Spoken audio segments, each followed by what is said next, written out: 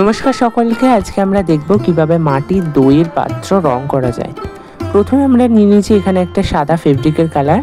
রংটি নিয়ে ভালোভাবে বেস কালার হিসেবে রংটি করে নিতে হবে। এক্ষেত্রে আপনারা চাইলে একটু জল ব্যবহার করতে পারেন। চলুন আগে রংটি করে নেওয়া যাক।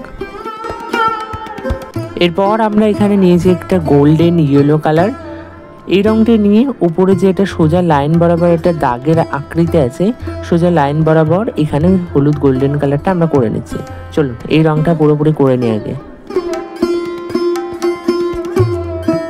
এরপর আমরা একটা পেন্সিল নিয়ে পদ্ম ফুলের পাপড়ি আকার দিয়ে সাদা রঙের উপরে এঁকে নিতে হবে।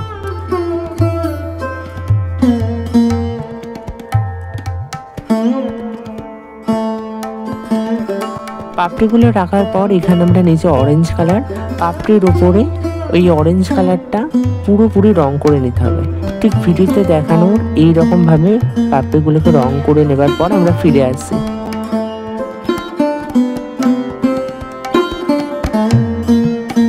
এবার আমরা এখানে নিচে লাল কালার, লাল কালারটা দিয়ে অরেঞ্জ এবং সাদার মাঝখানে একটা বর্ডার টেনে নিতে হবে, ঠিক যাতে পাপড়িটা ঠিক মতো বোঝা যায়।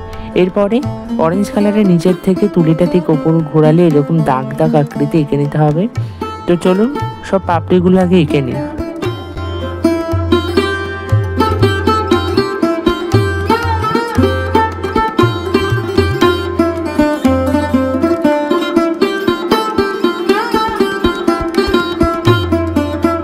পাপড়িগুলো এঁকে নেবার পর এখানে আমরা নিচে হালকা একটা সবুজ কালারটা নিয়ে পাপড়ির মাঝখানে যেখানে সাদা অংশ ছিল সেখানে এরকম ঘাস আকৃতি একই রকম লাল কালারের মতো এরকম ভাবে এঁকে নিতে হবে।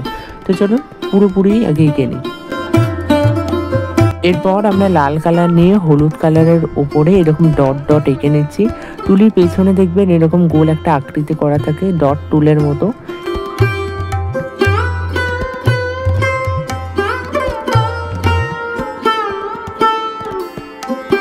তো আমাদের দইয়ের হাঁড়ি পেন্টিং একদমই রেডি। ভিডিওটা কেমন লাগলো অবশ্যই জানাবেন। ভিডিওটি ভালো লাগলে থাকলে লাইক, কমেন্ট, শেয়ার এবং চ্যানেলটা সাবস্ক্রাইব করে নেওয়ার অনুরোধ থাকলো। ধন্যবাদ।